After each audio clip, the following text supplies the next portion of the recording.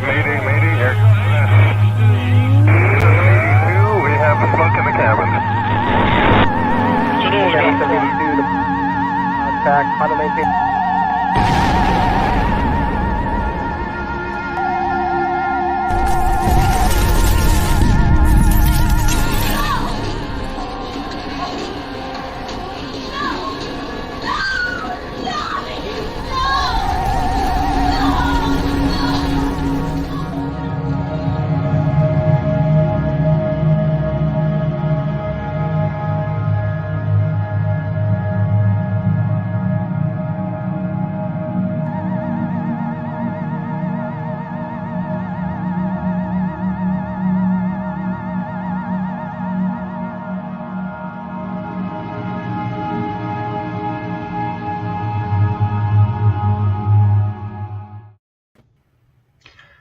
Good evening and welcome to Galactic Terrors for July 2022, where we bring you scary stories, strange tales, weird horror, dark humor, and all sorts of literary oddities from the most imaginative authors writing in a variety of fascinating genres. I am Jim Chambers, and joining me tonight is my co-host, Carol Gyzander. Speaking of literary oddities, here I am. Yeah. Welcome back. We've had a kind of a break in Galactic Terrors for a couple of months. We were overwhelmed by life stuff, writing stuff, StokerCon stuff, scheduling stuff, and all sorts of stuff, except The Stuff, the classic Larry Cohen film about deadly ice cream. That did not play into our departure, our break from Galactic Terrors, but we do apologize for being away for so long, and we're super excited to see everybody here with us tonight. Thank you for joining us. Mm-hmm. I'm very excited to be back. It felt kind of funny not coming on and chatting with everybody for a while, so this is very fun. So, yes.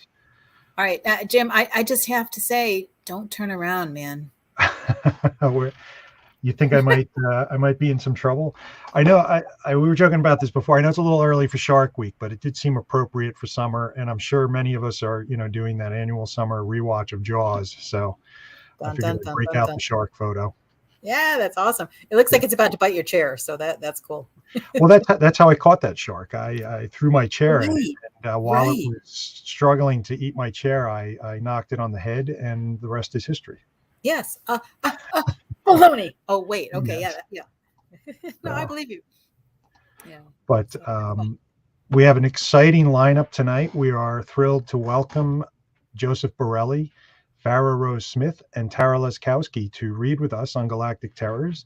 We're excited to hear what they have brought and hear about what they're doing and their writing projects and their stories and books. Mm-hmm. And I think we have some other news to share too, Carol. We have some other news to share. There's a few things going on. This is the most important thing we're going to talk about all night. There are 109 days until Halloween. Yeah. It's now, getting close.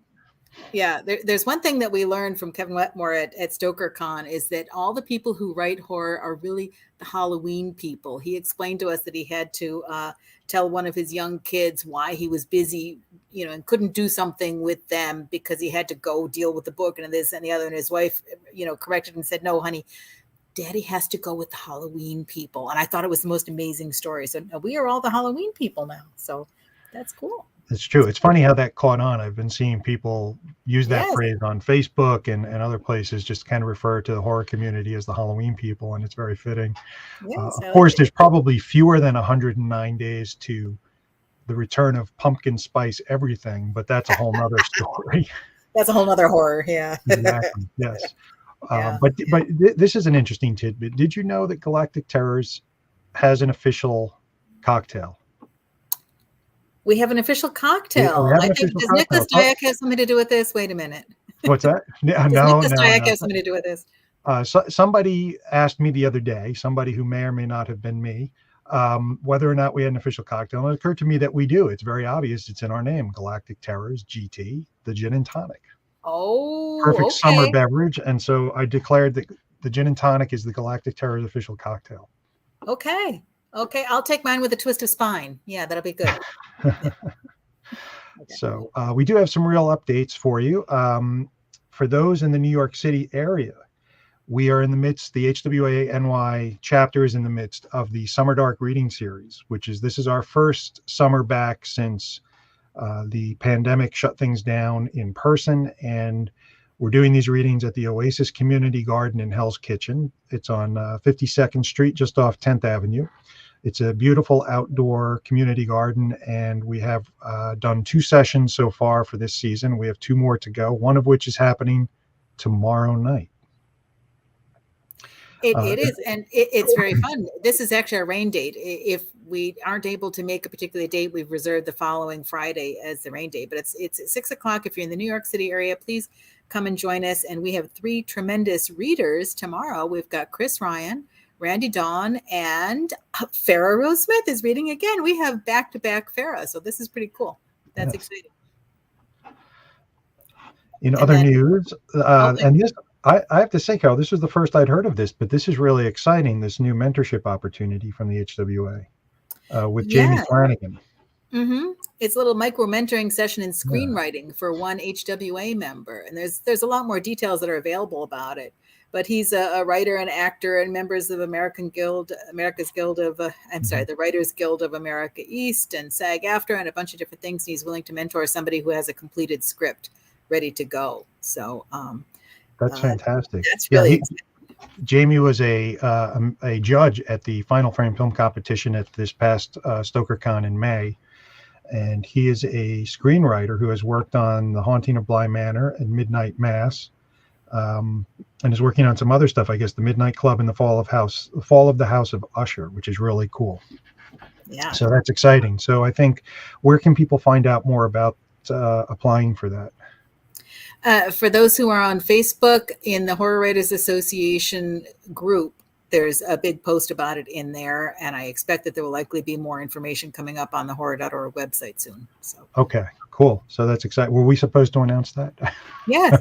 Oh, okay. I think so. This is for HWA members. Yeah. Great. Okay. Well, that's exciting. Yeah, that's cool.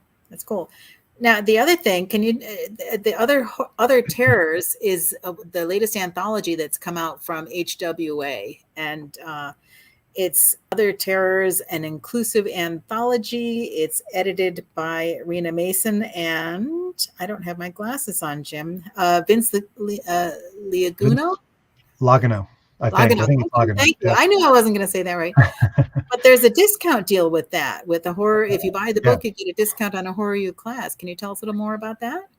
Yeah, so I think through the end of the month, anybody who pre-orders or orders Other Terrors can submit their proof of purchase, whether that's a receipt or a screenshot of a receipt or something like that, through a form that is available online. I'd have to find the link for that. And I think it's here. Let me just throw that in the chat. Yeah. And anyone who does that will get a code for 25% off the cost of one of the recorded Horror University workshops in the HWA's Horror University library. So just a little bonus to, whoops, I shouldn't close the comments. There we go. Just a little bonus to, to say thank you for picking up Other Terrors. It's one of the big anthologies the HWA has done lately, and there's a lot of fantastic fiction in there. I know at least one of our HWA NY chapter members has a story in there, and it's a very exciting book. Yeah, no, I can't wait to see it. It's got a gorgeous cover too. And our previous announcement, FDL mentions in the chat that there was an email that came out from HWA about the screenwriting mentorship. Yeah, there we go. Thank you, F. Thanks, F. Perfect. Appreciate that. Yeah. All right. And I see Nicholas is asking for cocktail specs. Nicholas, if you need specs for a gin and tonic, I'm sorry. But he doesn't know how to spell G&T. Pretty basic, yes. Yeah. There's one more exciting thing to mention, and that's that you can sign up to get our newsletter for Galactic Terrors and find out who's coming every month. And we do not spam you. We send one email newsletter with a list of who's going to be in it. And then the day of the event, we send another one with the links on how to get in. So please feel free to sign up. And we're going to start doing some interesting promo thing with there. I think we're going to maybe do some book giveaways for people who are on the mailing list. So please feel free to join in. We'll have more information about that next month. And we'll be making some great announcements in the newsletter about our upcoming readers. We'll be teasing a few of those at the end of tonight's session. We have some exciting announcements coming along there, and we'll be doing some more stuff with the newsletter, but not spamming. So feel free to sign up for that. And of course, like and subscribe. This is something apparently that YouTube enjoys when we do this. I'm convinced at this point that YouTube is sort of a sentient being that exists in a space of algorithmic consciousness, and that it enjoys likes and subscribes the way my dog enjoys me scratching her behind the ears. So please do that, because then it makes YouTube run smoothly. And if YouTube is happy, the whole internet is happy. So absolutely true. It's a wonderful thing. Yeah. All right. So why don't we jump on? 10 after, yeah. Yeah, I was going to say, we should probably introduce our readers tonight. Our first reader for tonight will be Joe Borrelli. And Joe writes pretty good stories and lives in Brooklyn. And those are both cool things. So thank you for that information, Joe. You can find him on creaturecast.net. And he's also active on Instagram and Twitter as @GothSitcomDad. Cool. So that is a pretty memorable handle. And welcome, Joe.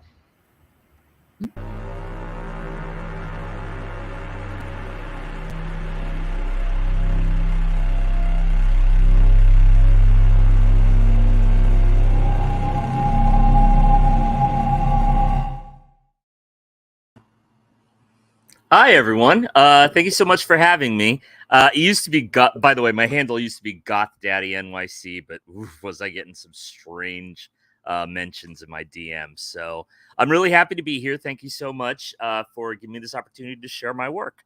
So the story that I've got for y'all, it's a little less horror fiction, which is my usual thing, and a little more kind of modern fantasy. And it's about what if the goth scene actually had necromancers and they were kids and they were excited about it, but they were kind of bad at it, and it's a whole thing.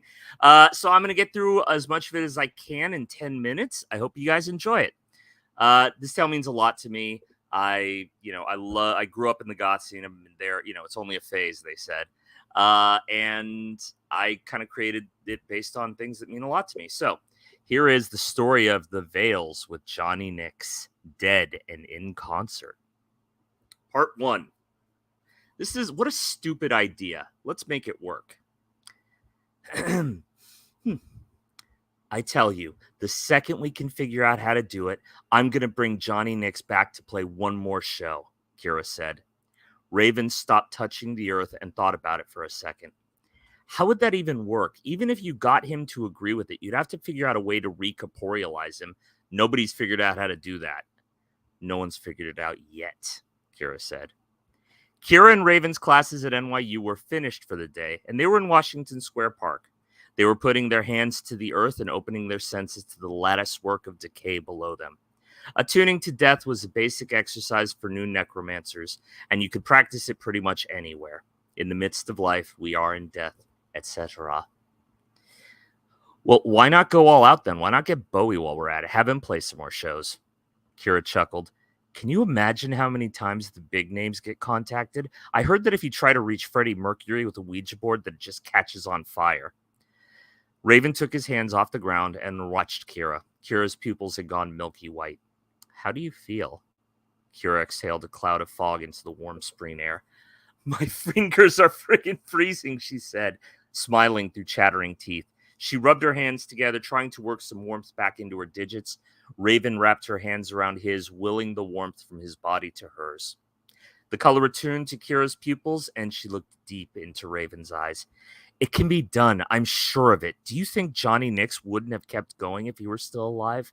You don't think he would have wanted to keep performing? I mean, maybe, Raven said weakly. Johnny Nix died in a stupid, random car accident. His life was cut short by circumstances, and those were always the easiest souls to get in contact with.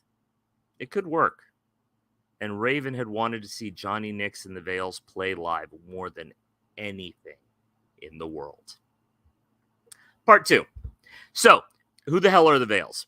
In short, the Veils were a band that made music for Halloween, music for October children, music for people who like their happiness a little bit sad.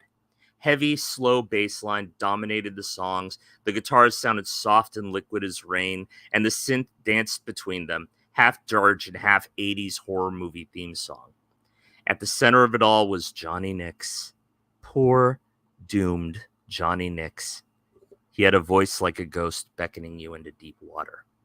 Being beautiful and talented and sad in a way that made your audience feel something real apparently isn't enough to save you from being smashed into bony pudding by a drunk Uber driver.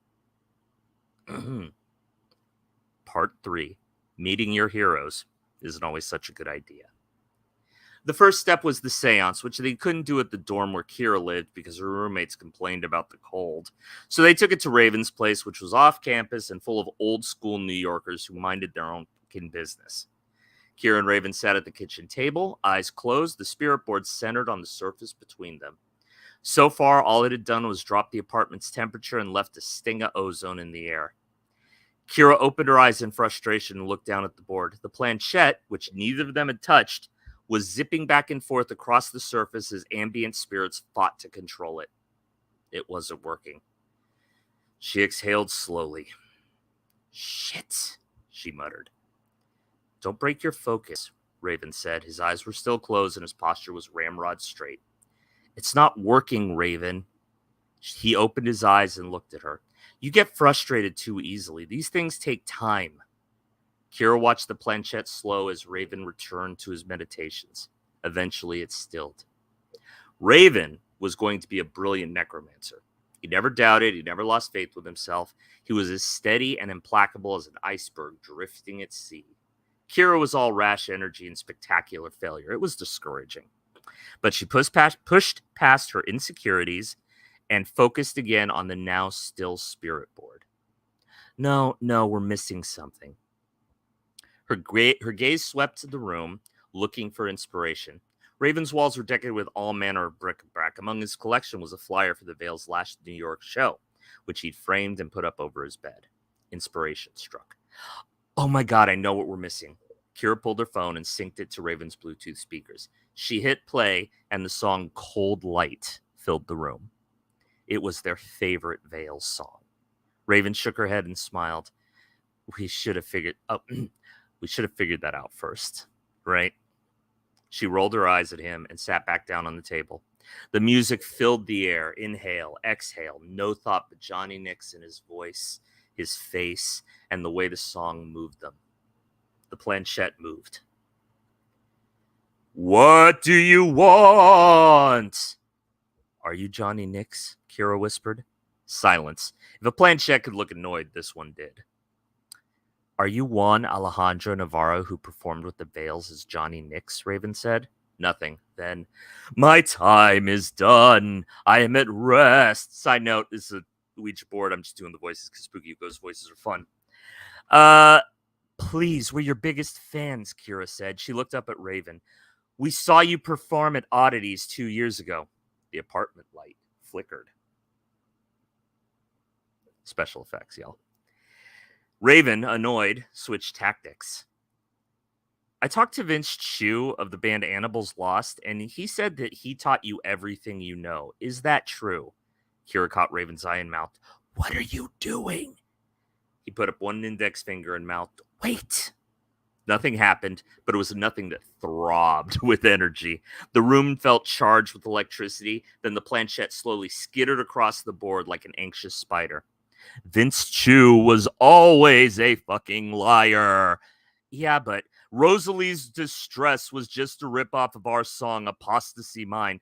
Well, yeah, but... And he was always following Susan Sweet around. Susan's the guitarist? But she thought he was annoying. Tell him that. Band drama. The pair waited for the messages to stop. You're right, Kira said. The Vales always were a better band. They were the best band. That's why we had to contact you. The planchette didn't move, but they both knew Nix was listening. Your music means so much to me, to both of us. Sympathy Machine got me through high school. Kira's voice cracked as she spoke. I used to play Cold Light over and over because it made me feel like I had a place in the world. And we do, Raven said, tears welling up in his eyes. Suddenly, everyone wants to know the weird kids because we're the ones with the magic. You should have been here for all of this, Kira said. She gestured around the room at all the trappings of the macabre that fueled the necromantic arts. We're living in the world you always dreamed of, and you never got a chance to see it. The planchette moved, hesitated, moved again. What do you want? The pair glanced up at each other. Kira's heart was trying to escape up her throat. Raven spoke first. How would you feel about doing a show? Part 5. Ironing out the details. So this bit's a little bit tricky because we're in the center of the piece, but we got to get the band back together. And it's very tricky because there's a lot of hurt feelings with the former member of the Veils. And the big takeaway from that section is that Kira and Raven have to figure out also how to make Johnny Nix appear on stage. And so they settle on getting a humidifier, filling it with a bunch of holy water that they snatch from various churches around the city. And that's a whole sitcom there because necromancers and priests get along like cats and other cats. But there's a lot of bit of slapstick, and I got to kind of zip through it to get to the next meaty part. Oh, God. So the next bit, I actually wrote the lyrics to the song Cold Light. My bass guitar isn't hooked up, so I'll spare you that. But anyway, it's a very moody song about your love secretly being dead. We all know the Annabelle Lee, like 95% of all goth music is Annabelle Lee. There's no warmth that I can find inside my cold light, cold light. Gotta have that like drippy British affectation too. But part 7. Ugh, those assholes. Another thing I gotta kind of zip through. But basically, there are 2 government stooges who don't want people randomly futzing around with necromancy before the government has a way to lock it down. So they try to scare off our little gothlets. It doesn't work. They continue on with the show. Part 8. Pine Box Rock Shop. There is a bar in Brooklyn called Pine Box Rock Shop. It was initially a coffin factory before becoming a bar, and they had a small stage area, which made it the perfect place to host a necromancy-fueled concert. Raven and Kira could only afford to rent the venue on a Tuesday night, but that was fine because they weren't expecting a real audience. The Veils had only like 200 fans online, so the worst case scenario was that the manifestation would fail and that they would spend the night drinking with their friends, the surviving members of the Veils, and a Ouija board that couldn't imbibe. So when Raven and Kira arrived roughly 3 hours in advance and saw that the place was swarmed with goth kids, they looked at each other and said, "Oh shit," in unison. The pair had to force their way into the crowd. Tovid, the band's bassist, came out to meet them. "Can you believe this?" he said, awestruck. "We never had these kind of crowds when Johnny was alive." He took Kira and Raven by the hand and led them through the crowd toward the back. The crush of people was claustrophobic and panic-inducing. "How did we pull this off?" Raven asked, and Kira laughed nervously and said, "Well, we haven't pulled it off yet. There's still a million things that could go wrong." Part 9 while 9. Sisters of Mercy fans, I hope you get that joke. Part 9 while 9, something goes wrong, guest starring those assholes from earlier. Unfortunately, this is another one I had cut for time. Basically, the feds are in the building across from the bar. They don't want to go in and like bust it up because they're not doing anything technically illegal. So what they're doing with the feds, they have this like little team of necromancers that they hired, and they basically cast wards to keep the spirits from breaking through to our world. It's a whole black bag operation. It's pretty nasty. So, it's sneaky shit, and that's what my villainous feds, Braverman and Prope are good. Let's see here. Give me the Sweet Sweet Floodland album. I feel you on that. I'm more of a first and last and always guy myself. Anyway, part 10, Spellbound. That's for your Susie fans. They were in the back room getting the stage ready. Everything was in place. Bear in mind, they don't know that the feds are screwing with their show.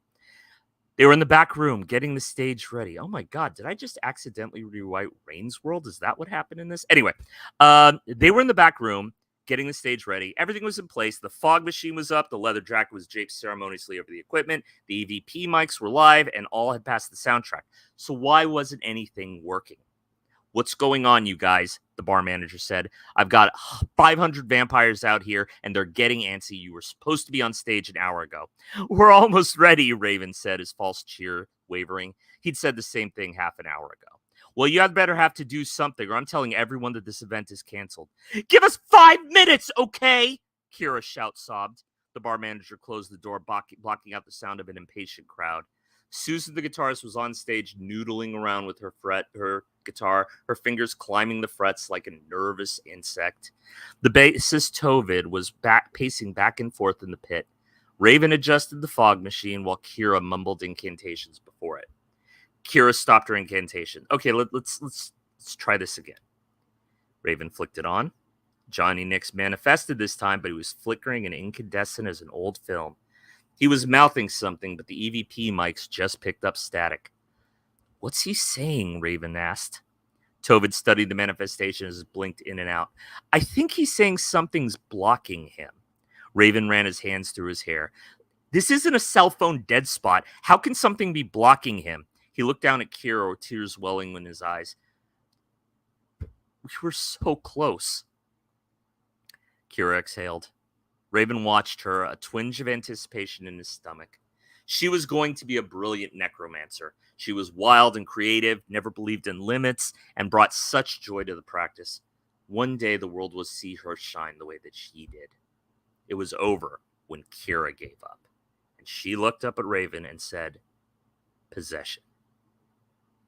The entire world fell into silence for a second. No, Raven said. And yeah, it is a Death Note reference. Thank you. No, Raven said. I can do it. I know I can. Tovid stopped pacing. I haven't heard of a single story of possession going well. In the best case scenario, you're sharing your brain and body for the rest of your life. And at worst, they move in and you're gone for good. Kira's eyes narrowed. Raven knew that look well.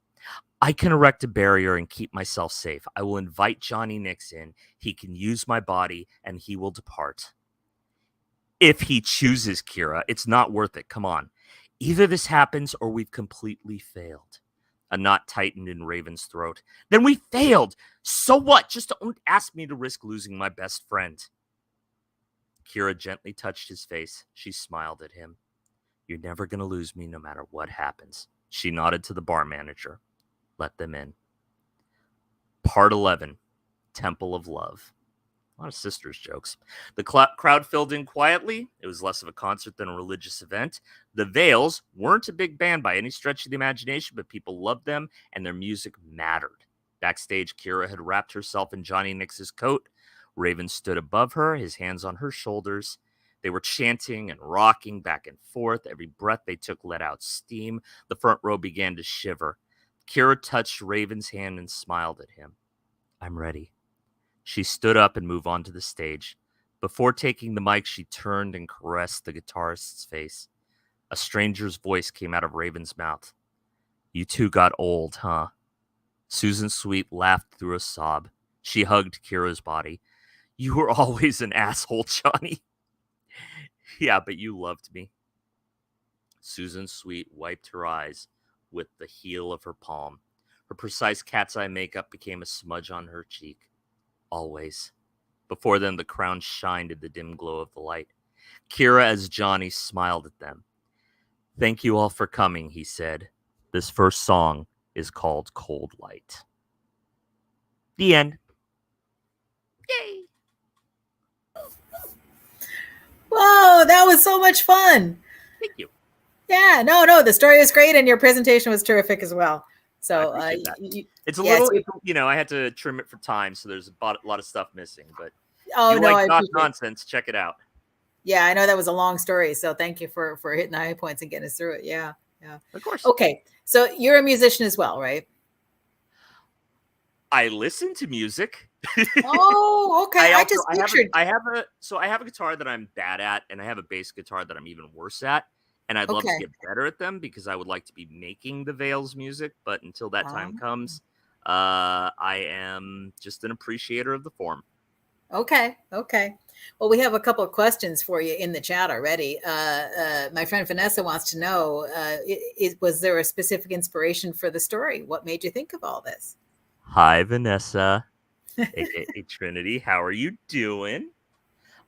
Specific interest is that David Bowie died, and I would go every day after work to the shrine that was erected outside of his apartment where he keeled over of terminal cancer, and we lost one of the greatest sources of music in the world. And I was never a huge Bowie fan because like I didn't connect to that era of music at the time, but he inspired all the stuff that I like, the post-punk, the death rock, the gothic. Like it's all that sort of weird fusion of punk and glam and moodiness and horror movies that sort of blended together.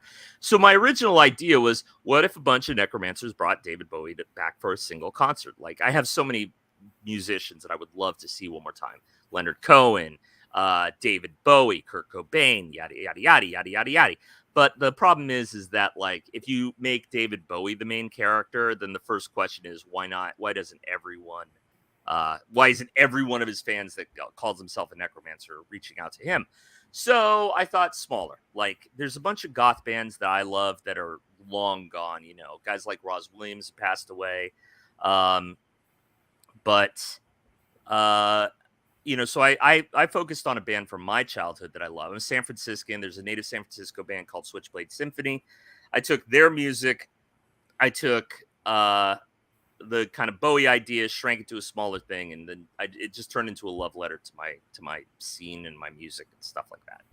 Yeah. Well, this story particularly tickles me because I wrote one about the early Beatles who somehow communed with some guys on a TV who were trying to channel Ozzy to see, blah, blah, blah, blah, blah. And they wound up with the Beatles instead because they asked for the best front man ever. And they got the Beatles. So who knew?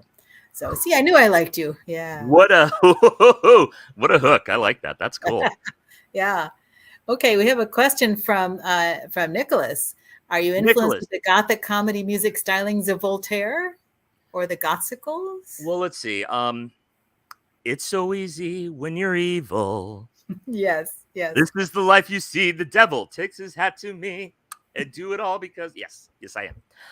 Actually met Voltaire a bunch of times. He's a really sweet guy. I used to have a streaming TV show with my old job. We were trying to get him on, but I've been following him since I was a kid. Since his first album, probably not his first album, but The Devil's Bris. He's a New York fixture. He's a lot of fun to see live. Oh yeah, I've seen him a couple times. Yeah. Gothsicles, I can't. It's one of those that I should get into. I haven't gotten around to it. That's it. Cool. But those, I've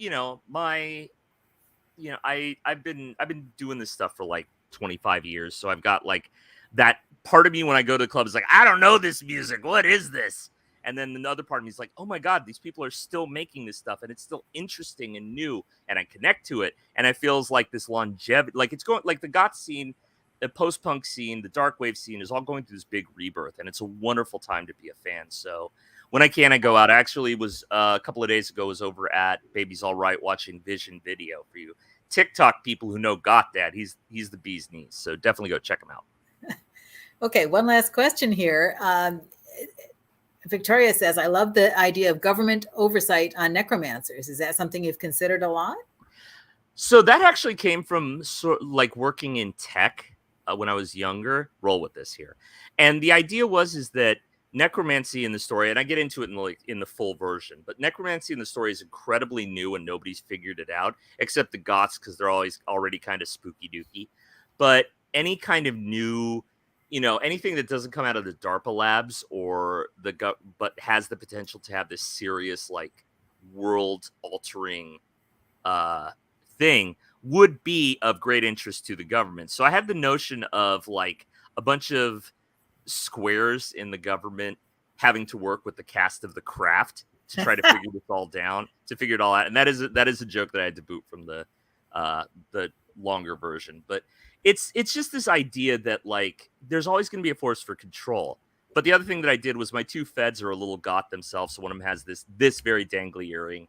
Another one has a skull pin because I figured that like you get into this stuff and it starts seeping into your blood a little bit. Like nobody who's into horror is we all tell ghoulish jokes. We all talk like the Crypt Keeper. We all get a little kick at sharing like, oh, what's your favorite scary movie? Or like, we're a weird bunch. And I think that like, it's a kind of weird that certain control groups would find threatening. So most of the menace of the story actually does come from the government characters, but it's also ultimately, it's a story about my love for the music and my love for the culture. Cool. So, yeah. Cool. All right. So if you want to, feel free, Joe, to put tell us the name of the anthology that it's in again. The anthology is called Street Magic. It's edited by Lynn Worthen, and she's a gem. And I will put up a link. Yes, and you and I were in an anthology of hers together previously. That's right. Cat Ladies the Apocalypse. Yeah. Oh my God! Back before I even knew you. That was very where fun. I had a cat lady die, and her cats resurrected her, and they killed a couple of goons. It was fun. It was a fun story. I'm sensing a theme here, dude. Yeah.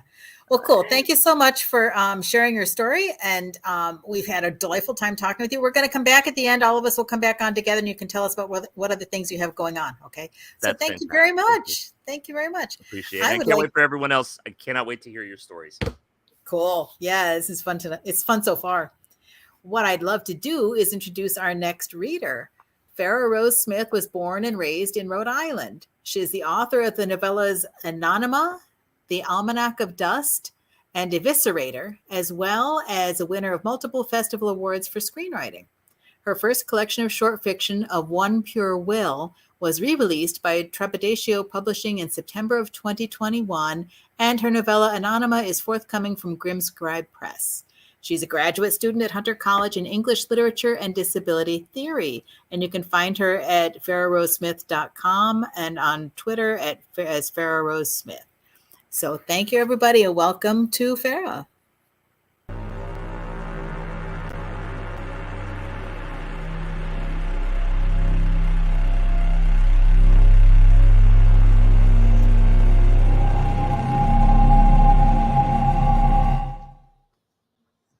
Hi, everybody. Thank you for coming. I see, some nice viewership. I see some friends in the chat, and I'm happy to see you. So Anonyma came out yesterday from Grimscribe Press. I have a copy here. However, I'm not going to be reading from this. I think it's a little too graphic for tonight. So I'm actually going to be reading a short story from my last collection called The Witch is the Body. And this story is called Becoming Green. Reading this particular story because I was fortunate enough to make this story into a film last October, and it was just recently finished a few weeks ago, and I'm excited to kind of get that out in the world. So this will be setting the stage for that. So here we go. Becoming Green. There was nothing to prepare me for becoming green. I remember being more prepared for my first period, as unwelcome as that was. Mother said it was the stress of breathing in mold in our turn-of-the-century homestead, not the teacher who talked to me too much or Daddy's habit of drinking getting worse. Daddy turned green first. I was 16. I came home late one night after a party. I'd only been able to attend thanks to my best friend Sarah, helping me climb outside my bedroom window. Discount store heels, way too big, getting caught in the ivy, swimming over the bricks of the house. A faint humming came from Mother's garden, on the backside of the house, framing the clotted cream Alabama porch. A great dark shadow swayed among the green like the first reeling sourwood trees that lined the street during our storms. Daddy? I used the flashlight on my phone. Daddy was in his boxers, feet planted among the orchids, the dead nettle, squishing the dawn-damp soil beneath his toes. I called to him as the humming continued, coming from his half-parted lips on a face that looked like it had never had any sleep. I put my hand on his shoulder, and he turned softly towards me. "Good morning, Laurel," he said in a near whisper. My concern for getting caught drinking washed away quickly. Somehow, his smell overtook my smell of whiskey. "Daddy, what are you doing out here?" My mind ran with strange conspiracies, as they had done since I was born. Did somebody die in the house? Had he lost his damn mind finally? Did he kill Mom? I guess I'm sleepwalking again. He began to lift his feet out of the dirt, through which he had already sunk ankle deep into. He laughed. I guess I was dreaming of being a plant. We stumbled together into the house, both weary. I let Daddy step first through the door, flipping on the porch lantern to make sure neither of us fell. I looked down to check his feet. From toe tip to near shin, he had turned pine green. I never knew anyone else who had turned green. Olivia from science class had turned gray over the course of a month in the 11th grade. Everyone was hush about that, but through the grapevine, we heard the whole family died on their farm from some kind of contaminated water. But turning green, that isn't a disease, is it? It's not like being a leper or being filled with pus. Mother had me tested for leprosy at the first sign of this color. The skin biopsy came back negative, though. The week before high school graduation, Mother took me to the makeup counter at Macy's to find the thickest body foundation they had to cover up the tint of green on my ears and on my neck. It didn't start from the bottom, from the feet, like Daddy. One night after Daddy was buried in the garden, the only place we could put him, I woke up drunk. I was in Mother's hydrangeas again, her favorite shrub, seen only as a weed in her home state of Georgia. Sarah had taken me out to a diner in Alexander City to try to get me to eat something. It's hard to eat once you've seen someone become green. The tone and texture sits in your mind like a weed, like a numbing shot to the taste buds. After one bite of a burger that I could barely chew, Sarah got a call from Rick, another friend of ours, who told us there was a party at his house that night. In some villages in Peru, becoming green is like becoming a saint. A boy whose name I didn't catch slurred this, empty glass in hand, as we sat on the end of Rick's parents' bed. Even being drunk as shit, he'd remembered the articles in the papers, the memorial, the obituary. I adjusted my skirt while he sloppily put his hand on the back of my neck, but I pulled away. "Hey, you aren't becoming green, are you?" he asked, moving around my hair like a baboon checks his partner for bugs. I pushed him off of me and stood up. "That's not how you become green. You don't catch it." Heading for the door, he stumbled to his feet. "Hey, you don't know that. Next it could be you or me." I found Sarah waiting in a line to the bathroom. "Any cute guys over there?" I didn't answer, but reached in her blouse for her keys. I swung them in front of her face. "Going home," I said. I took her squinting for drunkenness until her eyes beamed with fright. "They're just keys, Sarah. What did you do? Why are you looking at me like that?" "Laurel, your wrist." I turned my wrist around to see a patch of skin, brittle and green. I dropped the keys and walked straight for the spiked punch, ladling red cup after red cup and drinking. The next thing I remembered was waking up in the garden. Half my face soaking up wet soil. The mouth was open and my right ear was muffled. When I came to, I began to feel the dirt between my armpits. I realized I was naked. This conspiracy stuff started again. Did somebody do something to me? Did they leave me here for dead? How would they know to leave me in my mother's garden? Was it someone I knew? I reached down and I felt sore, but I knew what it would have felt like if something had happened to me. The sun hadn't come up yet, and we'd only gotten to the party at 3 a.m. The feeling was really strange, not like a hangover or an overdose. It was like being weightless, fuzzy, a cathartic feeling. I dug my fingers into the soil, nails knocking against the roots, the bones. I reached my toes up to the stalks of the hollyhock growing too soon for this season. Mother found me there, fast asleep, sunken so deep that I should have suffocated. She said when she turned me over.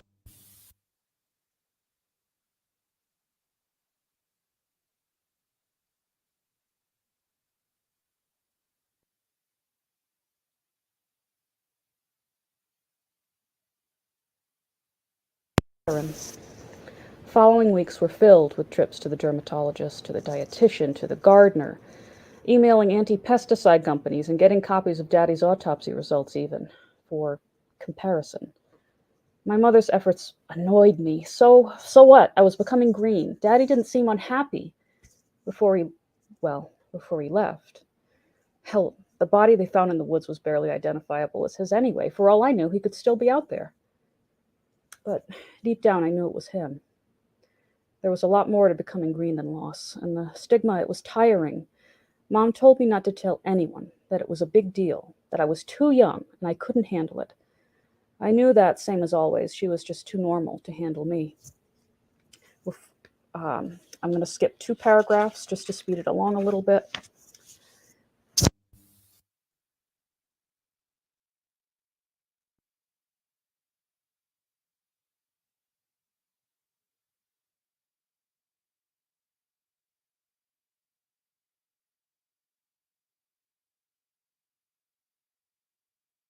Oh.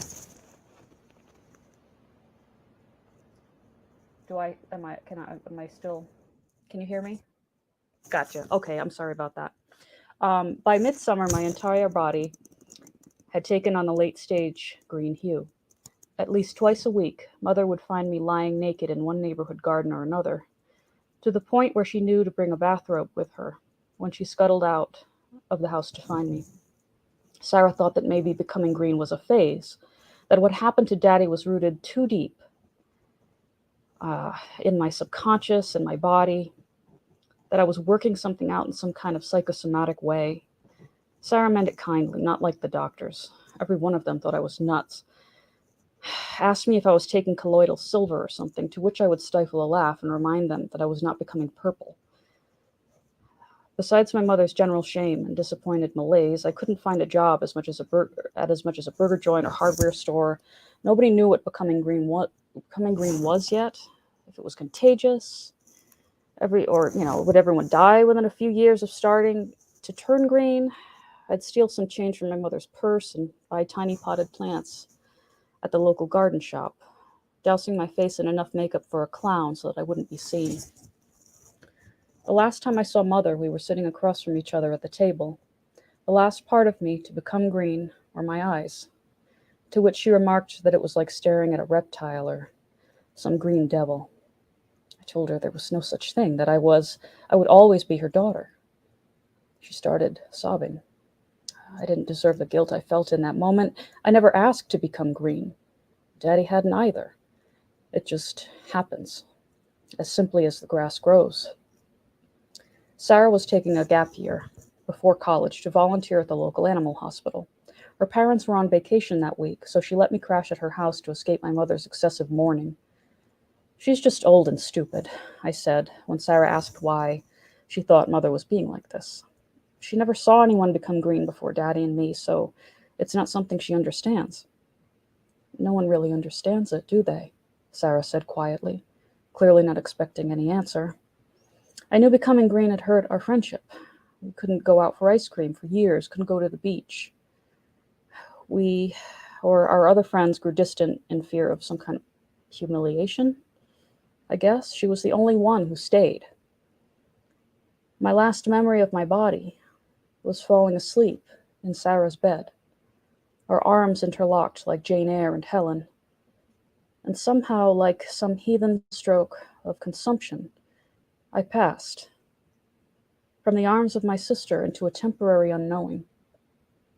The first thing I knew after that was the air, a breeze, soft, coming from the south with a summer warmth I had not felt since becoming green.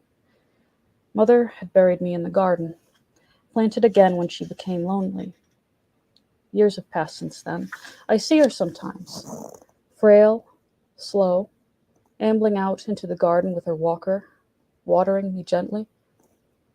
Daddy's here too, rooted into the earth like a sacred oak. We sway lightly, mere days from the first flowering of March. There was nothing to prepare me for becoming green. With no eyes to close, I sleep a more peaceful sleep than the other living, another night of garden slumber, softened by the moonlight. Thank you. Thank you, Farah. That was terrific. Thank you so much. Really fascinating story, and you were getting a lot of compliments on your writing in the comments. Oh, wonderful. Yeah. I wasn't looking, but I certainly will. It'd be nice to see. Here's from Matt Henshaw. Oh, hi, Matt. And F Deal enjoyed the Dawn Damp.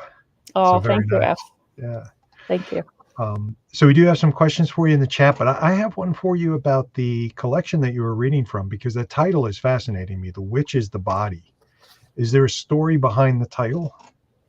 So there's a movie called The Whip is the Body, The Whip and the Body, Okay. with Christopher Lee. It's an Italian film. It's not very good, but for those who enjoy more schlocky horror films, perhaps you know it and enjoy it. But I actually wrote this story in a lit reactor class. Not this story. I wrote the title story, The Witch is the Body. I wrote that in a lit reactor class with Richard Thomas. And yeah, so that's kind of where that came about. Cool. So the title is just really a play on the movie title, or is that? Yeah, it is. Okay. Yeah. All right. Cool. It's a great title. Thank you. So I'll start with some questions from the chat. We have one from Amy Greck. So you mentioned this was also made into a short film. Where is there anywhere that we can see that?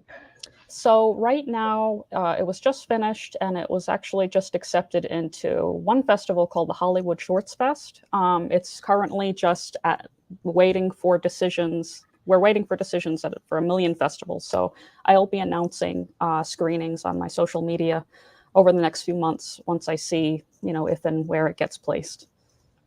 Cool. All right. Well, exciting. So it's just coming out. So not really available yet, but soon. Not yet.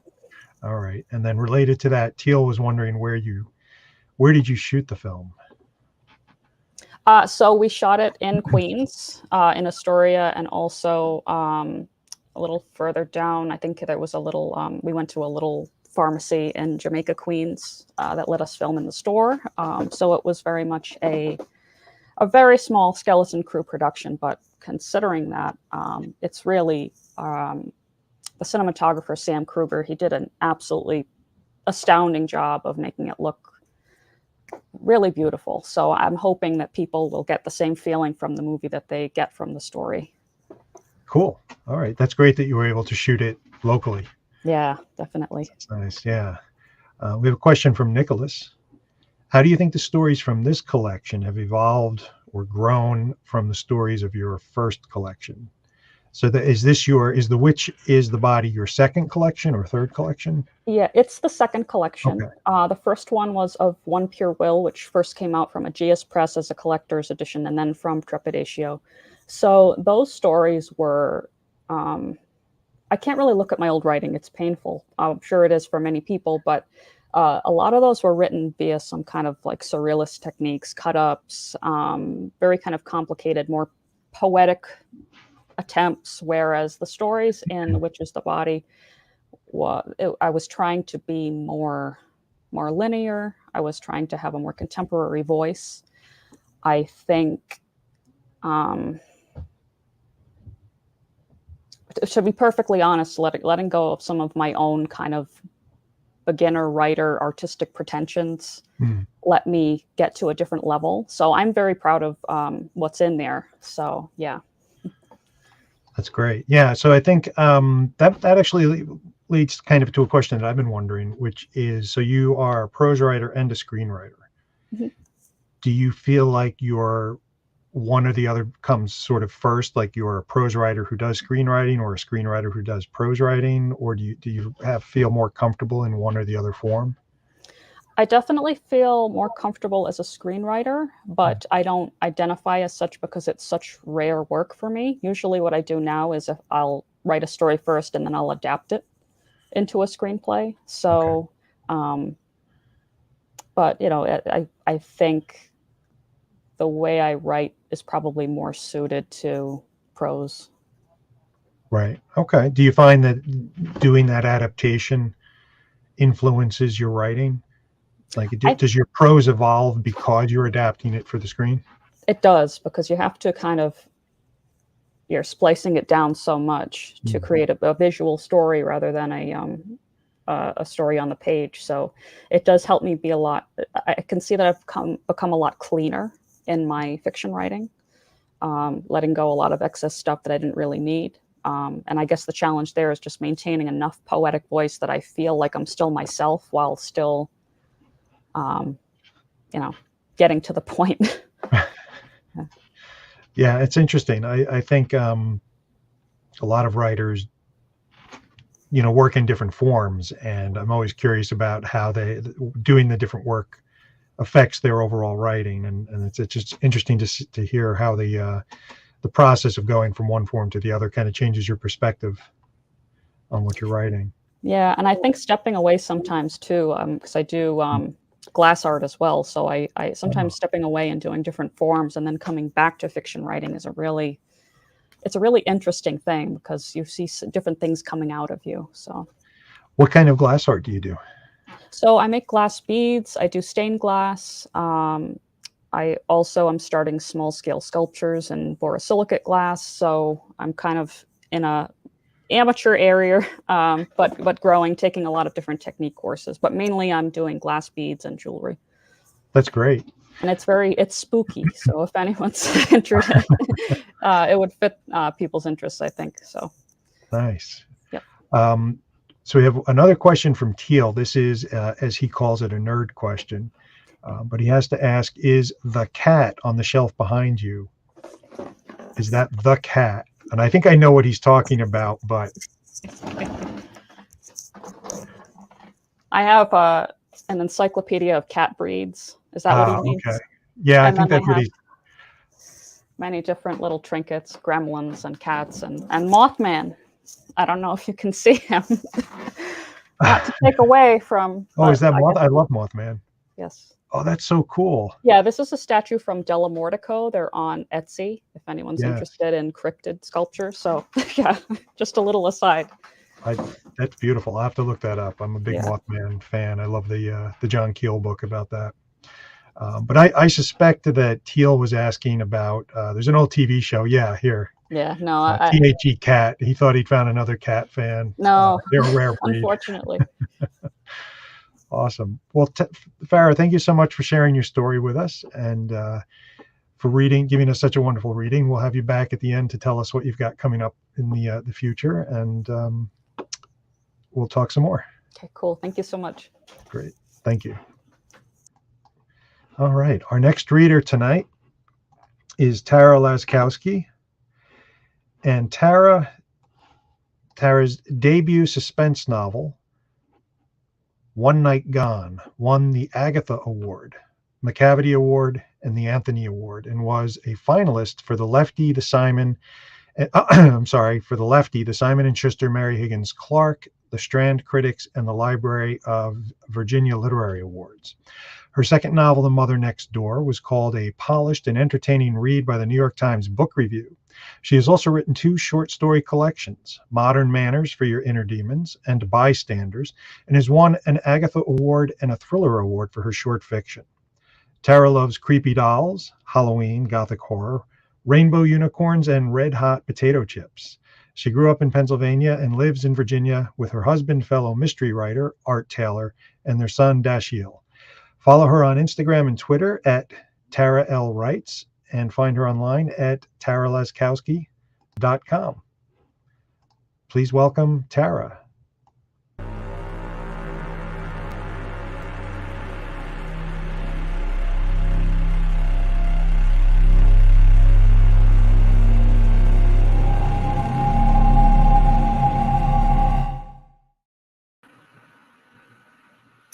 Hello, I'm actually laughing because I'd forgotten I'd put that about the red hot potato chips in my bio. So hello, and thank you so much for having me. I'm Tara. I'm also not going to read from my book tonight. I decided I'm going to read a flash fiction piece that I wrote a few years ago. I've been feeling a lot of rage with the world lately, and so this is kind of my lady rage story. So it is called Colossal. After my husband discovered my lover and she fled town, everyone declared me damned, fish food for Kraken. I was not asked to defend myself, not that I needed to. The men did not offer a final meal, but I'd had a decadent last dinner regardless. A rich lamb chop stew, cooked by my lover just before we'd been caught. She'd wipe the corners of my mouth with her napkin before kissing me. It was that memory I chewed on when they forced me onto the ship. They told my husband he did not have to make the journey to the squid that all the men feared and worshipped, but he said he needed to see me die for himself. It was his cleansing, his retribution. He was, like all the other wronged men before him, willing to risk it all to see my pain. He stood beside me, anxious, staring not at my face, but at the heavy, damp ropes bound around my wrists, my thighs, my ankles. You'd better run quickly, my dear, I whispered, and laughed. You know what happens to the ones who stay too long. He unwrapped the ropes and tied them again, tighter this time, licking my blood from his fingers. We sailed for an eternity, to the edges of nowhere, to the deepest of the ocean, to the middle of the end. When the ship finally drifted to a stop, bobbing like a child's toy in a swimming pool. All I could smell was salt and rot, an eerie quiet. The men waited, poised with their guns, their eyes darting nervously, and waited. And then we heard it, a tremor, like the most devastating of earthquakes, an apocalyptic wail so overwhelming it washed the color from the men's faces. "She's here," I murmured, and my husband, the coward, backed away from me. "Let's go, quickly," another shouted, his lips trembling, for he knew what could happen if they lingered too long, if the husbands insisted on seeing it all, the greedy ones who thought their wives could satisfy the Kraken enough to spare their ship. The men untied me, dragged me to the gunwale. They heaved me over the edge, trembling. "Kraken, our gift." Down, down, down. I hit the icy water so fast it felt like my back had split open, that I had turned inside out.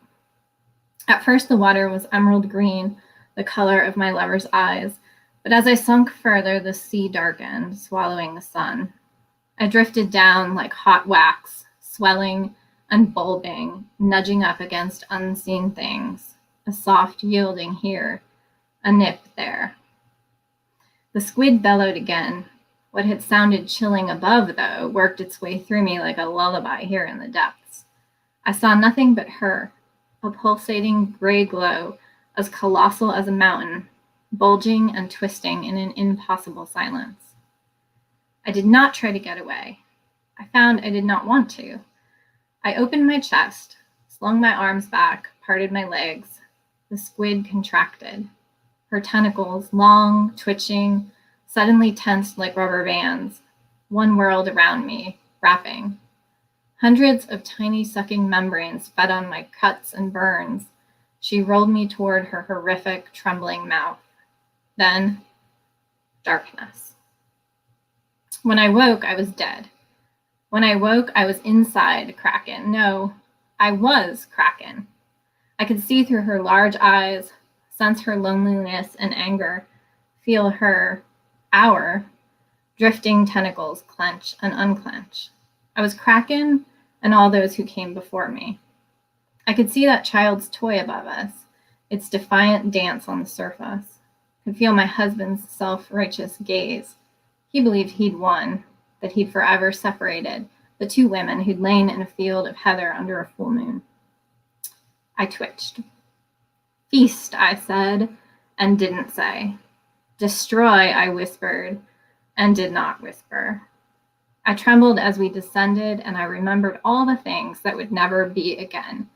The way my lover's backside warmed in a patch of sunlight through her bedroom window, the soft indented curve of her chin, the gentle lilt of her laugh. It was then we stopped, suspended. We writhed, all the whores and bitches and mothers and hearts and lovers and teachers and scientists and witch and gypsies and sluts that had come before. Our pasts came back, the soft midnight whispers, the dangerous scent of sulfur on the sleeve of a laboratory coat, the children that were and never were. "Rise," we pleaded to Kraken, but she was already bellowing, already pushing up, up, up. The light green waters didn't suit her, but her massive belly undulated with the rage of 1,000 women. We were the size of a city. We were the size of a small country. We were the size of all the nightmares of all the men in all their sweat-stained beds, a collective force of sadness and terror and beauty. Up we came, our tentacles slicing through the water, dwarfing the ship in shadow. The men screamed their man screams as we swept one of our feelers out and across, a terrific arc, snapping the mast like a toothpick. They couldn't hear us, couldn't hear the sweet song we sang as their cabins filled with seaweed and salt, as their bones began to break and their skin began to bleed as the sharks began to circle. Oh, boys, we sang and we sang. That's it.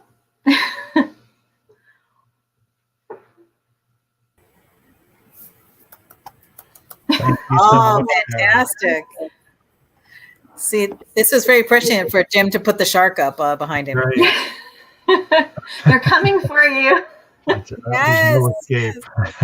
Yeah, that's terrific. Okay, Jim, you may not realize, but Tara and I have had a fondness for kraken and things with tentacles for a good while. So that helped forge our friendship. And just for you, Farah, I've been drinking out of my mug here. Nice. I love that. I have my earrings, my tentacles. Excellent. Very nice.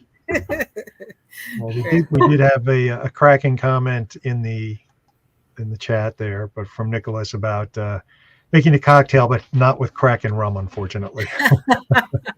Yeah, I have my Kraken rum bottle right here, actually. Oh, very handy. Very cool. It's empty, but Kraken's making a comeback. He's more popular than ever. Yeah, no, that's very cool. So, What is it that you like about tentacular creatures, Tara? What appeals to you about a kraken? I mean, we've talked about this. Like, I think there's like how intelligent they are. They're just like so cool to me. Just how smart they are, and I don't know. I just really love. I don't know. I wouldn't necessarily want to be underwater, like being sucked up inside one. But Yes. But yeah, they're just so, I don't know. I just think they're the coolest things. Like, I love going to like an aquarium and I'll just like sit there and stare at one, even if it's just sleeping in the corner, you know, and I'm like trying to like get under there and look. And it's doing, you're watching it and you're wondering if it's watching you. Yeah. Yeah. They're just so super smart. It's very cool. Yeah. Well, we do have a question from Vanessa. So I'm going to bring that up. Did you find writing this helped with the lady rage? Listening helped Vanessa. I think we need like a new genre of just like lady rage stories or something. I wrote that story like a few years ago. It's been a while now. And it actually has helped, like reading it tonight. Like I see Vanessa says listening helped her, but it like there's something nice about reading. It's like very therapeutic to read it, especially that last paragraph. So yeah, it's nice. Sometimes you just have to like get your anger out. So. Yeah. Oh, that's very cool. We have on a somewhat less serious note, we do have a question from Nicholas Dyack about the red hot potato chip. Very serious. Yes. What is the best method to read a book and turn the pages while having fingers covered in flaming hot Cheetos dust? Not exactly red hot potato chips, but close. I think that's where you use your Kindle and you just like tap it with your pinky, right? I'm going audiobook. I'm going audiobook on this one. Yeah. Audiobook. Good solution. Yeah. Yeah, cool. Well, there's something I've been meaning to ask you because you write such really cool suspense and mystery, and you do a wonderful job in both of your books that I've read, talking about women and their place in the world and how they are valued or not valued. And you write the suspense stuff, but you also write deep, dark, creepy stuff. I'll say stuff. How do you find those two going together? Does one feed off the other? Does one influence the other? Oh yeah, definitely. I think so. I don't know if I can attempt a horror novel. I like writing the short stories because I can spend a small amount of time writing very dark stuff. And so my suspense tends to be more like atmospheric creepy rather than like really dark, deep stuff. So, but they definitely, play off one another. The ghost stuff. I love ghosts. I mean, the ghosts appear in my novels and things like that. So yeah, I think there's definitely a crossover. Yeah. Well, actually, Teal asked a very similar question to that just a second ago. You shift between mystery, crime, and horror-esque. When you start a story, do you know where it will fit in that spectrum? Do you know where you're going with the story when you start it? Usually if I'm writing a story, yes, I will know if it's going to be a dark horror or if it's going to be like more of a mystery. Actually, my short mystery stories tend to be more like traditional mysteries. So they're a little bit lighter in tone, most of them. But my novels, I tend to know that they're going to be like in this domestic suspense kind of brand because that's sort of what my editor wants. So yeah, That's helpful. Yeah. Yes. yeah, it's fun. But I do have like if I ever have an idea for a horror novel, who knows? Maybe I'll do it. Oh, that'd be fun. That'd be fun. Absolutely. Yeah. But I have a question. This one's a little bit off track for writing, but you mentioned that you love creepy dolls. Do you have a favorite creepy doll? I have a collection of some, but I don't like to keep them in the house as much. I just really like pictures of them. And when I go to antique stores, one of my favorite hobbies is to go to an antique store and find like the creepiest doll in the store and take the picture of it. So yeah. I was also we were talking about Halloween earlier. My birthday is on Halloween. And so I feel like I've earned my like street cred coming here just because of that. Yeah, definitely. Well, it's 109 days to your birthday. I just want to say, you know. I know. I was like, oh, that's cool. Millions of people are counting down to it. Dun, dun, dun, dun, dun, dun. It's funny with the creepy dolls because my youngest kid had a sleepover at a friend's house, and they came home and said that the little girl had a collection of dolls on a shelf, and they were all staring all night long, and my kid couldn't sleep all night. You know, finally had to go sleep. I would have had to turn them around, I think. Yeah, that would be fair. Although that would be kind of creepy too, to have a whole bunch of dolls.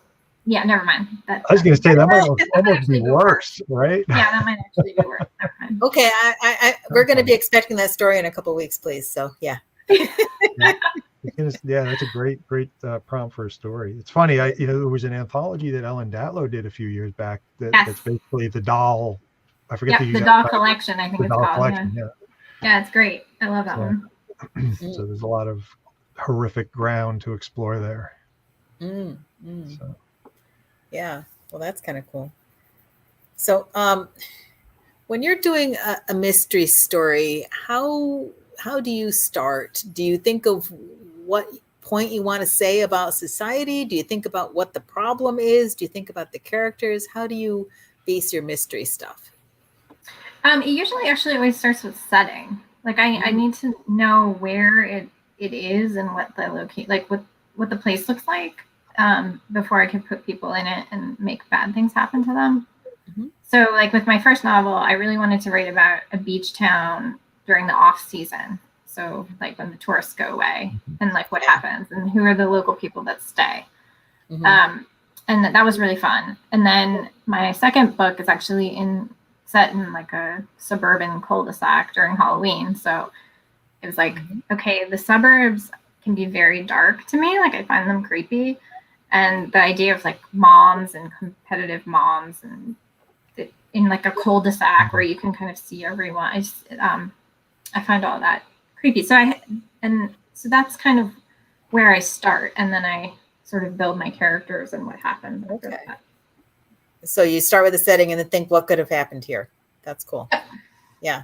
What terrible thing can happen here? Yes. Huh. Cool. That's it. What's beneath the surface? Yeah. Really What's cool. coming up next? Yeah. Has your son read any of your creepy stuff yet? Yeah, he's like kind of likes to peek. He's in this stage right now. He's 10 and he's at the stage now where he like starts looking at our phones and like, what are you texting? You know, what are you doing? And so he's peeked at my laptop a few times when I've been writing, and he like reads aloud a sentence or something. I'm like, I can't read this yet. But no, I don't think he would. No, I wouldn't want him to read any of the stories or the novels yet. Okay. Yeah. We'll give him a few more years. Okay. Just a few more, yeah. Yeah, that's cool. Well, that's terrific. Well, I'm intrigued with one thing in your two novels as well, and that's your use of time. In this particular story, you know, you're progressing through, this happened and it all happened very quickly. But in your novels, you do a really great job of the current time and things that have happened in the past, and you alternate them. How do you like to approach that? What informs the way you use time in your stories? Yeah, both of them have had like dual timelines. The one I'm writing now is not like that. It's more over a weekend, so it's like a very short piece of time. There may end up being an alternate timeline in there somewhere. I'm not sure, but right now it's not. But it has helped me as I write a lot of flash fiction and short fiction. And so when I'm writing a longer piece, which doesn't come as naturally to me to write novels, it actually helps me to have different timelines or different points of view because I feel more like I'm writing shorter things. I don't know if that makes sense. Oh, yes. But I feel like I don't have to Finding the pieces. Yeah. Yeah. It's like I can piece together different things. And I really like the idea of trying to tell a story and then go back. Like, for example, my first novel, the woman's kind of investigating a cold case. And so as she's investigating it in the present timeline, we're getting what happened in the past. And it was a real challenge to write that because you can't give away things and you can't really repeat things for the reader, but you have to give them just enough for it to be intriguing. But I also, wanted to tell that story because a lot of times I think in crime fiction and like domestic suspense, there's always like a dead woman who's dead and that's it. And like the story's built around her, but you don't really get her story. Like you don't really understand like what happened to her, who she was. And so one of the things I really wanted to do in that was to tell this person's story. And so that when you find out what happened to her, it means more. Yeah. Interesting. So is there something that you connect with writing flash fiction or shorter pieces? I love writing short stories, but I find flash fiction very difficult to write. Oh, really? Yeah, but I've just the very condensed writing is I like a little bit more breathing room for short fiction. But I'm just wondering if there's something in particular that clicks for you with flash fiction or very short pieces. Yeah, I don't know. It's just that's my like niche. Like if I could write just a flash novel somehow, if I could figure it out, that's what I would do. I was editor of Smoke Long Quarterly, which is an online flash fiction magazine. I was the editor there for like 11 years, and so was reading a ton of it and writing a ton of it. And I really love the form. Like I love picking that perfect word and that phrase, and the challenge of like creating an entire world in 1,000 words or less is very cool. So that's also really fun to read, I think, because you can get that like full sort of story in a short amount of time. So the immersion. Yeah. Do you like to write from prompts for your flash, or do you do just off your top of your head? Either one. I've done both. I do like a good prompt because it makes you totally think of something crazy that you might not have ever thought about. So I like good prompts. Yeah. Cool. Yeah. All right. Shall we bring our other readers back on and hear what everybody has coming up? Yeah, that sounds great. I can't wait to hear what everybody's doing. Yeah. Thanks, Tara. This has been fun. Yeah. Hello, everyone. Joe and Farah. Thanks. Joe, I apologize. Oh, you're muted, Joe. Hello. I apologize because I'm almost certain this isn't the look you're going for, but when you put that hat on, I'm really just the way that the angle of it, not when you tip it down, but when you sit like that, all I can think of is the kid from Children of the Corn. Yeah, I'll be fine with that. Absolutely fine with that. Okay. Not Outlander. We have your woman. No, the one who was like in charge of, I can't remember his name. Yeah, the little weirdo who's the head priest. I get I have to actually wear a lot of like sunblock because I'm on some medication that makes me super sensitive to the sun. And the hat I got because I'm me and I thought I'd be the sheriff of Halloween. But I get, what do I get? Lydia Dietz. I get like, if I were holding up saintly stuff, I'd look like a halo. I get a few. They're pretty fun though. Vanessa got it. If you're into this kind of thing, you have to have a sense of humor about yourself because, if you take it too seriously, then, it's very easy to just be, my life is a dark room. One big dark room. That's fun. And so you have a laugh, you make fun, and then you don't tell anyone. It's all serious. Deep down, it's all sincere. It is. It was great to share a stage with everybody, by the way. Everyone was awesome. Well done. Yeah, it was very Wonderful cool. readings. Thank you all. Yeah. So what does everyone have coming up next? I think this is a great opportunity to tell, or just what you want our audience tonight to look out for. What should they be on the lookout, on the watch for? Joe, do you want to start us off? Sure.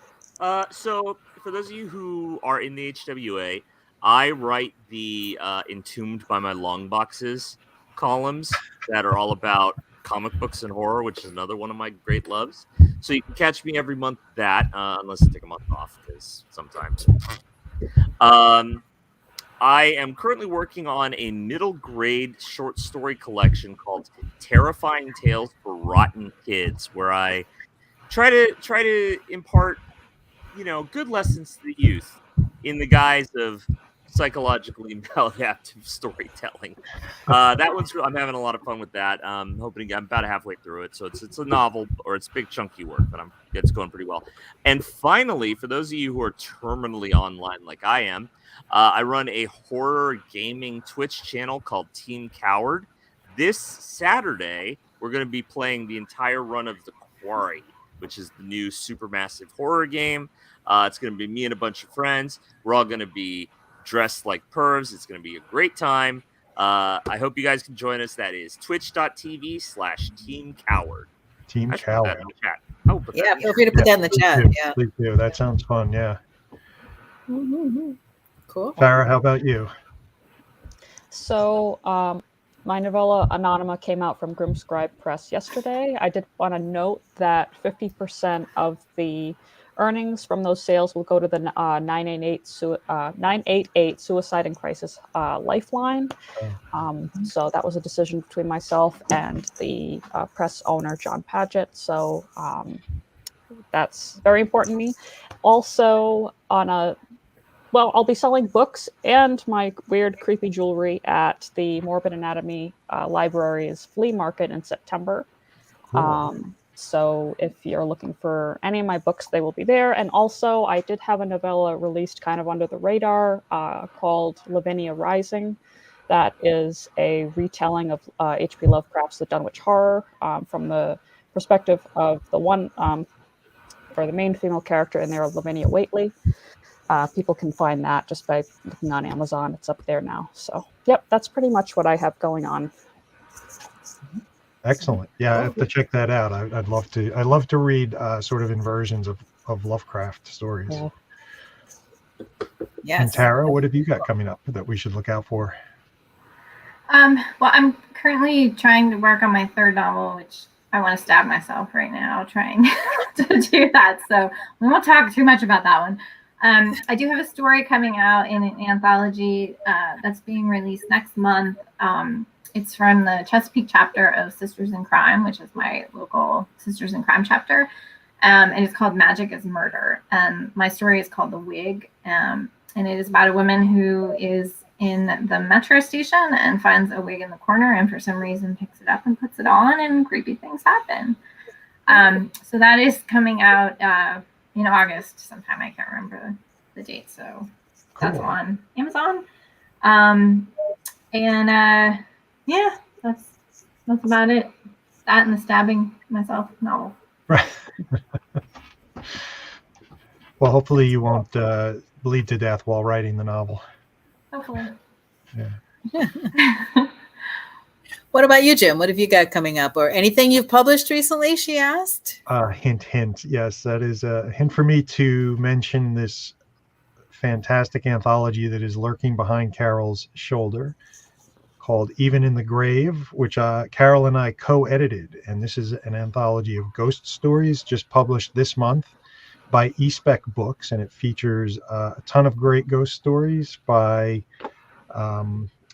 there's too many names to mention. I always feel bad. It's like, I don't feel like I can read all the names. So I'm not going to mention anybody, but you can look it up easily and see who's in it. It's a really fun gathering of ghostly tales from that all came in with really different perspectives on the classic ghost story. So that's a lot of fun. And Carol, you had something just come out too, didn't you? Yes, as a matter of fact, I did. I had a novella, which is a cryptid novella. It's not Mothman, but it's a novella about cryptids, and it's called Forget Me Not, and it's about the monster of Lake Erie, which it takes place in 1969 and 1939, which is that was kind of fun trip to examine and such. So, oh wow, I pasted that thing into the, it took up several messages. Yeah, Well, I saw that. I learned something about StreamYard. Okay, cool. Yeah. There's a character limit. Yeah. I'm surprised that it continued on to multiple messages. So I have a couple other fun things. I narrated the reading of my Stoker nominated story on Tales to Terrify, episode 539. And that was the Yellow Crown story. And that was really fun because I got to like do the real microphone, and I made like a little quiet sound room in my basement and recorded that. And that was very fun. And I have a reading coming up on Saturday myself. 3 readings in a row. Can you believe this? 3 days in a row. Yeah. Oh, and yes, the HP Lovecast discussion of Even in the Grave. Nicholas and Michelle, I think, may still be on here, but they do a wonderful job with examining something in depth. And so they took a couple of the stories from our Even in the Grave anthology and did a deep dive into the ones by Trevor Feiertag and Stephen Van Patten. And at the end of the month, the last day of the month, they're going to have another episode with those 2 authors, and I'm going to come on as well to be interviewed with it. And they are such, wonderful supporters of us in the field, and they do such a great podcast. I recommend checking out everything they do. They're wonderful. So they're really, really cool. And I'm doing a reading on Saturday at Rotfest, which is in Highland Park, New Jersey. So if anybody's local, come. It's Alex Dawson has built the Rot truck, which is the raconteur on a truck. And it's a town festival that they do, and he's got a cool stage, and there's like really weird shows that by Carnival and fun things all in the area. So I'll be doing that on Saturday. So. All right, that sounds wild. Yeah, it's very fun. Like it sounds like Burning Man on wheels or something. It's exactly what it is. Yeah. So, awesome. Cool. And Michael Swanwick is reading before me, so that's cool. Yeah. Oh, excellent. Well, we have some really exciting guests coming up later in the year for Galactic Terrors. In August, I'm happy to say that we will be joined by Clay McLeod Chapman, Nancy Holder, and Brian Matthews for the reading. That will be August 11th. So I hope that those of you who are here with us tonight will come back for that. Should be a great session. You can sign up for the newsletter to keep apprised of what we're doing and any other upcoming announcements about Galactic Terrors. And of course, like and subscribe. This is something that, as I said before, makes YouTube very happy, which keeps the internet running smoothly. And we all need the internet to run smoothly these days because we're all over the place all the time. So, but should you fail to do any of those things, just remember that Galactic Terrors comes on every second Thursday of the month, except for those occasional months where we miss a month, which has only happened twice and will not happen again for the foreseeable future.